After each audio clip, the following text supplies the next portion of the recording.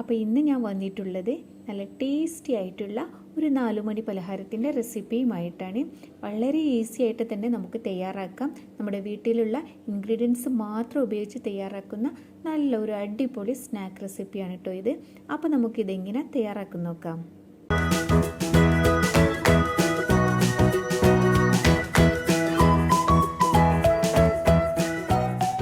തയ്യാറാക്കാനായിട്ട് നമുക്ക് ആദ്യം തന്നെ ശർക്കര ഒന്ന് ഉരുക്കിയെടുക്കാം. അതിനായിട്ട് ഞാനിവിടെ 1.5 ക്യൂബ് ശർക്കരയാണ് കേട്ടോ എടുത്തിട്ടുള്ളത്. വലുതായതുകൊണ്ടാണ് 1.5 എടുത്തിട്ടുള്ളത്. അപ്പോൾ അത് നിങ്ങളുടെ മധുരത്തിനനുസരിച്ച് എടുക്കാം. അപ്പം ഞാൻ ഇവിടെ 1.5 എടുത്തിട്ടുള്ളൂ. ഇതൊന്ന് നമുക്ക് ആദ്യം ഒരു 1/4 കപ്പ് വെള്ളം ഒഴിച്ചിട്ട് നന്നായിട്ട് ഉരുക്കിയിട്ടൊന്ന് മാറ്റി വെക്കാം. അപ്പോഴേക്ക് നമുക്കിതിലേക്കുള്ള തേങ്ങാക്കൊത്തൊന്ന് വറുത്തെടുക്കാം. അതിനായിട്ട് ഞാനിവിടെ 2 ടേബിൾ സ്പൂൺ ഓയിൽ ഒഴിച്ച് കൊടുത്തിട്ടുണ്ട്. അതിലേക്ക് നമുക്ക് കുറച്ച് തേങ്ങാക്കൊത്ത് ചേർത്ത് കൊടുക്കാം. ഇവിടെ ഞാൻ 1/2 കപ്പിൻ്റെ അടുത്ത് എടുത്തിട്ടുണ്ട്. അപ്പോൾ അത് നിങ്ങൾക്ക് എത്രത്തോളം ഇഷ്ടമാണോ അത്രത്തോളം എടുക്കാവുന്നതാണ് കേട്ടോ. അപ്പോൾ ഇതൊന്ന് ഫ്രൈ ആയി വരട്ടെ. അപ്പോൾ അത് ചെറുതായിട്ടൊന്ന് ഫ്രൈ ആയി വന്നിട്ടുണ്ട്. ഇനി നമുക്കിതിലേക്ക് നേന്ത്രപ്പഴം ചേർത്ത് കൊടുക്കാനുണ്ട്. ഞാനിവിടെ ഒരു നേന്ത്രപ്പഴമാണ് കേട്ടോ എടുത്തിട്ടുള്ളത്. അത് ചെറുതായിട്ട് അരിഞ്ഞെടുത്തതാണിത്. അപ്പോൾ നല്ല പഴുത്ത നേന്ത്രപ്പഴം തന്നെ എടുക്കാം. നല്ല പഴുത്ത നേന്ത്രപ്പഴമാകുമ്പോൾ നല്ല ടേസ്റ്റ് ഉണ്ടാവും. അപ്പോൾ നേന്ത്രപ്പഴം കൂടി ചേർത്തിട്ട് ഒന്നുകൂടെ വഴറ്റിയെടുക്കുക. നേന്ത്രപ്പഴമൊക്കെ ഒന്ന് കളറൊന്ന് മാറി വരണം.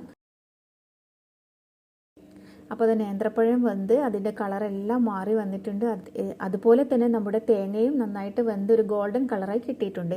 ഈ സമയത്ത് നമുക്ക് തീ ഓഫാക്കാം. തീ ഓഫാക്കിയിട്ട് ഈ പാത്രത്തിൽ തന്നെ വെക്കരുത്, വേറൊരു പാത്രത്തിലേക്ക് മാറ്റി വെക്കണം കേട്ടോ. ഇനി ഞാനിവിടെ 1.25 ഗ്ലാസ് പച്ചരി ഒരു 4 മണിക്കൂർ വെള്ളത്തിൽ കുതിർത്ത് വെച്ച ശേഷം ഊറ്റിയെടുത്തതാണിത്. അപ്പോൾ നിങ്ങൾക്ക് വേണമെങ്കിൽ ജീരകശാല അരി വേണമെങ്കിൽ ജീരകശാല അരി എടുക്കാവുന്നതാണ് കേട്ടോ. ജീരകശാല എടുക്കുകയാണെങ്കിൽ ഒന്നുകൂടെ ടേസ്റ്റ് ആയിരിക്കും. അപ്പോൾ നമുക്ക് ഇതൊന്നൊരു മിക്സിയുടെ ജാറിൽ ഇട്ട് കൊടുത്തിട്ട് ഒന്ന് അരച്ചെടുക്കാം. ഇനി ഇവിടുന്ന് അങ്ങോട്ട് നമ്മൾ ചെയ്യുന്നതെല്ലാം നമ്മുടെ സാധാരണ കൽത്തപ്പത്തിനൊക്കെ ചെയ്തെടുക്കില്ലേ, അതുപോലെ തന്നെയാണ് കേട്ടോ ഇതെല്ലാം ഇനി ഇവിടുന്ന് അങ്ങോട്ട് ചെയ്യുന്നത്. അപ്പോൾ ഇതിലേക്ക് ഒരു 4-5 ചെറിയുള്ളി ചേർത്ത് കൊടുക്കാം. അതിനോടൊപ്പം തന്നെ ഒരു 1/4 കപ്പ് തേങ്ങ ചിരകിയതും ചേർത്ത് കൊടുക്കാം. ഇനി ഇതിലേക്ക് നമുക്ക് 2 ടേബിൾ സ്പൂണ് ചോറ് ചേർത്ത് കൊടുക്കാം കേട്ടോ. ചോറൊന്ന് കൂടുതൽ ചേർത്ത് കൊടുക്കരുത്, അപ്പോൾ വല്ലാത്ത ഒട്ടലായിരിക്കും. ഇനി ഇതിലേക്ക് ഒരു 1/4 ടീസ്പൂണ് ചെറിയ ജീരകം ചേർത്ത് കൊടുക്കാം. അതല്ലെങ്കിൽ നിങ്ങൾക്ക് വലിയ ജീരകം വേണമെങ്കിൽ അതും ചേർത്ത് കൊടുക്കാവുന്നതാണ് കേട്ടോ. പിന്നെ നല്ലൊരു ഫ്ലേവറിനായിട്ട് ഞാൻ ഇതിലേക്ക് 1/4 ടീസ്പൂണ് ഏലക്ക പൊടി ചേർത്ത് കൊടുത്തിട്ടുണ്ട്. നിങ്ങൾക്ക് വേണമെങ്കിൽ ഏലക്ക മുഴുവനായിട്ടും ചേർത്ത് കൊടുക്കാവുന്നതാണ്. ഒരു 3 എണ്ണം ചേർത്ത് കൊടുത്താൽ മതി അങ്ങനെയാണെങ്കിൽ. ഇനി ഇത് നമുക്ക് നന്നായിട്ടൊന്ന് അരച്ചെടുക്കണം. അതിനായിട്ട് ഞാനിവിടെ 1/4 കപ്പ് വെള്ളമാണ് കേട്ടോ ചേർത്ത് കൊടുക്കുന്നത്. അപ്പോൾ ഇത് നന്നായിട്ട് അരഞ്ഞ് കിട്ടിയിട്ടില്ലെങ്കിൽ കുറച്ചുകൂടെ വെള്ളം ചേർത്ത് കൊടുത്താൽ മതി. അപ്പോൾ ഞാൻ ഇവിടെ നന്നായിട്ട് അരച്ചെടുത്തത് ഒരു ബൗളിലേക്ക് മാറ്റി കൊടുത്തിട്ടുണ്ട്. ഞാൻ 1/4 കപ്പ് ആദ്യം ചേർത്ത് കൊടുത്ത ശേഷം കുറച്ചുകൂടെ വെള്ളം ചേർത്തിട്ട് അരച്ചെടുത്തതാണ് കേട്ടോ ഇത്. ഇനി ഇതിലേക്ക് നമ്മൾ നേരത്തെ ഉരുക്കി വെച്ചിരിക്കുന്ന ശർക്കര അല്ലേ, അതൊന്ന് അരച്ചിട്ട് ഇതിലേക്ക് ചേർത്ത് കൊടുക്കാം.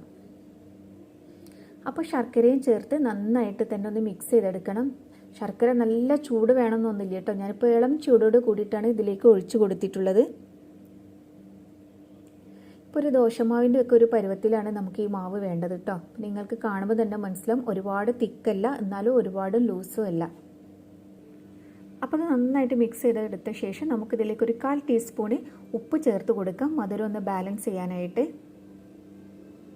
ഇനി ഇതിലേക്ക് ഞാൻ ചേർത്ത് കൊടുക്കുന്നത് 1/2 ടീസ്പൂണ് കറുത്ത എള്ളാണ് കേട്ടോ. അത് നിർബന്ധമില്ല, ഒരു ഭംഗിക്ക് വേണ്ടി ചേർക്കുന്നതാണ്. അപ്പോൾ നിങ്ങളുടെ കയ്യിലുണ്ടെങ്കിൽ ചേർത്ത് കൊടുത്താൽ മതി. പിന്നെ ഇതിലേക്ക് നമ്മൾ നേരത്തെ വറുത്ത് വെച്ചിരിക്കുന്ന പഴം, അതുപോലെ തേങ്ങാക്കൊത്തുല്ലേ, അത് ചേർത്ത് കൊടുക്കാം. ഞാനിവിടെ പകുതിയെ ചേർത്ത് കൊടുത്തിട്ടുള്ളൂ കേട്ടോ. ബാക്കി ഭാഗം നമുക്ക് ഇത് ഉണ്ടാക്കുന്ന സമയത്ത് ഡെക്കറേറ്റ് ചെയ്യാനായിട്ട് ഞാൻ മാറ്റി വെച്ചേക്കാണ്. അപ്പോൾ ഇതും കൂടി ചേർത്ത് നന്നായിട്ടൊന്ന് മിക്സ് ചെയ്തെടുക്കാം. മധുരമൊക്കെ പാകത്തിനുണ്ടോയെന്ന് നോക്കാം. നമ്മൾ ശർക്കര ചേർത്ത് കൊടുത്ത ശേഷം മധുരം കുറവാണെങ്കിൽ നിങ്ങൾക്ക് വേണമെങ്കിൽ ഒരല്പം പഞ്ചസാര ചേർത്ത് കൊടുക്കാം കേട്ടോ. അപ്പോൾ ഇത്രയേ ഉള്ളൂ. ഇനി നമുക്കിതെങ്ങനെ ചുട്ടെടുക്കുന്നത് നോക്കാം. അപ്പോൾ ഇതുപോലെ കുഴിയുള്ള ഒരു ചട്ടിയിലാണ് കേട്ടോ ഞാൻ ചുട്ടെടുക്കുന്നത്. ഇതിപ്പോൾ അധിക വീട്ടിലും ഉണ്ടാവും, നമ്മൾ ചീനച്ചട്ടി എന്ന് പറയും, പപ്പടമൊക്കെ പൊരിക്കാനായിട്ട് എടുക്കുന്നത്. അപ്പോൾ അതിലേക്ക് കുറച്ച് ഓയിൽ ചേർത്ത് കൊടുക്കാം. ഇത്ര ഒന്നും ചേർത്ത് കൊടുക്കേണ്ട, ഞാൻ ഒഴിച്ചത് ഇത്തിരി കൂടുതലായിട്ടുണ്ട്. 1 ടീസ്പൂൺ ഒഴിച്ച് കൊടുത്താൽ മതി കേട്ടോ. അപ്പോൾ എണ്ണ നല്ല ചൂടായ ശേഷം തീ ഹൈ ഫ്ലെയിമിൽ വെച്ചിട്ട് ഇത് നമുക്കൊരു സ്പൂൺ ഇതിലേക്ക് ഒഴിച്ച് കൊടുക്കാം. എന്നിട്ട് ഇതിൻ്റെ മുകളിലായിട്ട് നമ്മൾ നേരത്തെ മാറ്റി വെച്ചിരിക്കുന്ന പഴം തേങ്ങാക്കൊത്തില്ല, അത് കുറച്ച് ഇട്ട് കൊടുക്കുക. എന്നിട്ട് അതിൻ്റെ മുകളിലായിട്ട് കുറച്ച് എള്ളും കൂടി ഇട്ട് കൊടുക്കാം. എന്നിട്ട് മൂടി വെക്കാം. മൂടി വെച്ച ശേഷം തീ ലോ ഫ്ലെയിമിൽ വെക്കാം. എന്നിട്ട് ഒരു 2-3 മിനിറ്റ് മതിയാവും, അപ്പോഴേക്കും ഇത് വെന്ത് വരും.